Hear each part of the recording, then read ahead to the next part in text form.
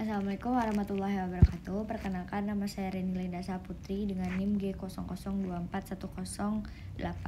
Jadi saya akan menjelaskan tentang laporan praktikum yang dengan skenario 1 anatomi, yaitu dengan skenario Daniel, seorang siswa SMP, ia sempat tertusuk paku saat bermain di lapangan dan hanya membilas dengan air mengalir.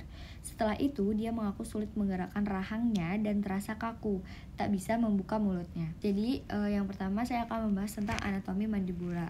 Untuk overview saja, jadi tulang kepala manusia dibagi menjadi dua bagian. Ada bagian neurokranium dan bagian fisiokranium, dan mandibula sendiri termasuk ke dalam bagian viscerokranium. Mandibula itu tulang rahang bawah kita sini ya teman-teman. Nah, saya akan menjelaskan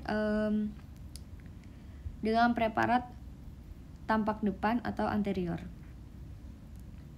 Oke, di sini saya menulis 3 bangunan penting: processus coronoideus, processus condylaris, dan foramen mental. Terus di sini juga selain 3 itu terdapat juga bagian-bagian lain seperti ramus mandibula, terus angulus mandibula, terus juga di sini tuberculum mandibula, terus juga ada foramen mandibula. Oke, saya akan menjelaskan dulu dari yang processus condylar. Jadi processus condylar itu seperti teman-teman bisa lihat letaknya ada di bagian ujung gitu ya. Processus condylar itu dia nantinya akan membentuk sendi temporomandibular. Terus juga dia nantinya yang membantu menopang dan menstabilkan rahang kita. Jadi kita bisa berbicara kayak gini, bisa ketawa, bisa gitu tuh karena ada processus condylar ini yang menopang dan menstabilkan rahang kita gitu. Terus juga dia tuh sebagai berperan untuk memfasilitasi gerakan rahang gitu. Jadi setiap gerakan rahang yang tercipta itu punya processus condylaris itu mengambil andil dalam hal itu. Terus yang selanjutnya aku mau jelasin tentang angulus mandibula. Nah, di sini ada angulus mandibula. Nah, jadi angulus mandibula ini kalau buat teman-teman yang punya rahangnya bagus, bentuk mukanya bagus, rahangnya tuh kelihatan banget dan kalian bisa mewing, kalian harus berterima kasih sama angulus mandibula. Kenapa? Karena angulus mandibula ini dia itu yang ngebentuk rahang kita gitu. Ngebentuk rahang kita jadi rahang kita jadi cantik, jadi ganteng, itu gara-gara angulus mandibula. Terus dia juga selain dia ngebentuk rahang, dia juga tuh bisa menopang struktur wajah kita. Jadi bayangin aja, kan dia letaknya tuh ada di kayak sini gitu kan. Nah, dia tuh sebagai punya peran penting banget untuk menopang rahang kita gitu. Terus juga dia itu sebagai titik perlekatan otot. Otot apa aja? Itu ada musculus masseter, terus ada musculus perigodeus yang medialis. Letaknya nih di sini ya, angulus mandibula. Kalian bisa lihat sendiri di preparat yang aku tunjukin kayak di sini. Oke, terus selanjutnya kita ke foramen mandibula. Kalau foramen mandibula ini kayak teman-teman lihat ya. Jadi di wajah kita ini emang kalau digini nggak kerasa sih. Kayak di sini tuh ada kayak lubang kecil banget gitu. Itu namanya foramen mandibula. Nah, dia itu merupakan pintu masuk untuk nervus mandibula, arteri mandibula, sama vena mandibula. Jadi dia kecil-kecil tapi punya perannya yang banyak banget gitu. Terus selanjutnya di preparat selanjutnya ini ada 2 preparat. Nah, di sini ada arcus alveolaris. Nah, dia tuh kan bisa teman-teman lihat ya, dia tuh ada di tengah-tengah gigi kita gitu, di sini. Nah, itu ada arcus alveolus. Itu gunanya untuk apa? Dia itu untuk menopang gigi kita. Jadi gigi kita bisa kuat, gigi kita bisa stabil, itu gara-gara ada arcus alveolaris gitu. Terus juga dia selain bisa menopang dan menguatkan gigi kita, dia juga sebagai pelindung dari akar gigi kita gitu. Jadi ya gigi kita jadi bagus, jadi stabil, itu gara-gara ada arcus alveolaris. Oke, terus selanjutnya tuh ada angulus tadi udah ya. Sebentar. Foramen juga udah tadi. Ada ramus. Aku hampir lupa. Ini juga penting banget ramus nih teman-teman. Bisa lihat di sebelah sini. Itu kayak dia lateral gitu ya. Ramus mandibula. Ramus mandibula itu dia punya peran yang penting juga ya, karena dia itu berfungsinya untuk membentuk sendi temporomandibular juga. Terus juga dia nantinya menjadi pelekatan otot juga, kayak otot penting yang terlibat dalam proses kita mengunyah suatu makanan gitu. Dia tuh kayak otot temporalis, terus petrogonius medialis, terus juga yang petrogonius yang lateralis juga dia nanti melekatnya di ramus itu. Terus juga nanti dia punya fungsi untuk melindungi saraf dan pembuluh darah kita. Jadi dia punya peran penting banget gitu. Terus juga pentingnya ramus mandibula ini, dia tuh kan bagian vital dari anatomi mandibula ya, yang dia nanti punya berperan penting dalam fungsinya untuk mengunyah, berbicara. Dia juga untuk menopang struktur wajah kita. Terus kalau ada kerusakan pada ramus, itu dapat menyebabkan gangguan kayak sensasi kelemahan otot, terus masalah sirkulasi darah, terus juga masalah pengunyahan gitu.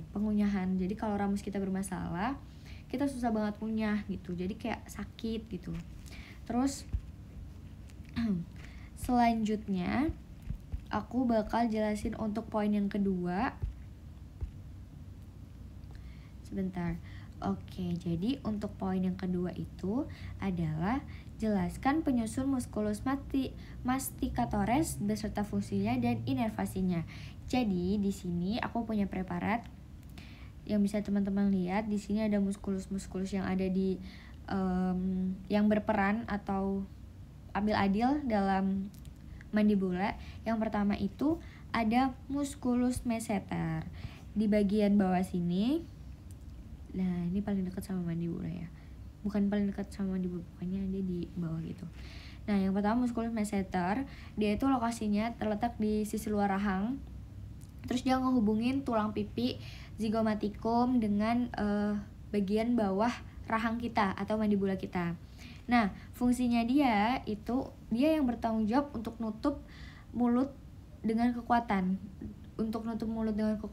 Terus ngangkat rahang bawah kita sama ngegerakin rahang bawah depan. Terus selanjutnya inervasinya, dia berinervasinya itu nanti dia dipersyarafi oleh syaraf mandibula, cabang dari saraf trigeminal gitu. Ini untuk letaknya kalian bisa lihat di sini. Oke, terus yang selanjutnya kita ke atasnya sedikit, itu ada musculus petrogoneus medialis. Nah, dia itu lokasinya terletak di sisi kepala, di atas tulang temporal. Kita ke musculus temporalis dulu ya. Kalau musculus temporalis itu dia itu terletaknya di sisi kepala, di atas tulang temporal. Terus dia tuh melekat pada prosesus coronedeus. Terus fungsinya dia untuk ngebantu menutup mulut, menarik rahang bawah ke belakang, terus juga ngebantu menggerakkan rahang bawah ke depan. Terus untuk inervasinya, dia itu dipersyarafi oleh syaraf mandibula, cabang dari saraf trigeminal juga. Terus selanjutnya kita turun lagi. Di sini ada musculus petrogoneus medialis. Jadi kalau yang medialis ini dia itu terletaknya di sisi dalam rahang bawah. Dia itu menghubungkan tulang sphenoid dengan bagian dalam mandibulanya. Fungsinya itu dia ngebantu nutup mulut juga, terus mengangkat rahang bawah juga gitu.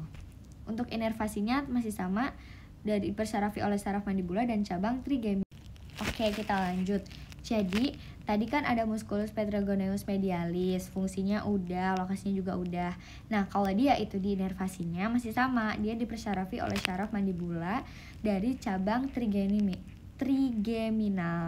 Terus selanjutnya, selain ada medialis, dia juga ada musculus petrigodeus yang lateralis, yaitu di atasnya sedikit. Kita naik seperti preparatnya teman-teman bisa lihat. Nah, dia itu lokasinya terletak di sisi luar rahang bawah. Terus dia itu ngehubungin tulang sphenoid dengan bagian luar mandibula. Fungsinya masih sama. Dia punya fungsi unik karena dia juga bertanggung jawab untuk ngegerakin rahang bawah ke depan. Rahang bawah ke depan. Dia membantu dalam membuka mulut juga. Terus dia ngegerakin rahang bawah ke sisi yang berlawanan gitu. Jadi kalau kalian bisa ngegerakin rahang kalian ke sisi yang berlawanan, ya itu merupakan fungsi dari musculus petragoneus lateralis. Ya, lateralis. Untuk inervasinya masih sama. Dia dipersarafi juga oleh syaraf mandibula dari cabang trigeminal. Gitu. Jadi aku ambil kesimpulan musculus masticatores itu dia bekerja secara sinergis ya untuk memungkinkan proses mengunyah kita, proses yang kompleks gitu, dan dia juga bisa ngatur atau mengontrol gerakan dari rahang kita. Dia juga ikut ambil andil dalam kekuatan gigitan kita dan juga membantu proses menghancurkan makanan. Terus inervasinya itu dia pakai saraf trigeminal yang memungkinkan kontrol saraf yang tepat atas otot-otot ini gitu. Mungkin itu aja yang bisa aku sampaikan. Kalau ada salah kata aku mohon maaf. Aku akhiri. Wassalamualaikum warahmatullahi wabarakatuh.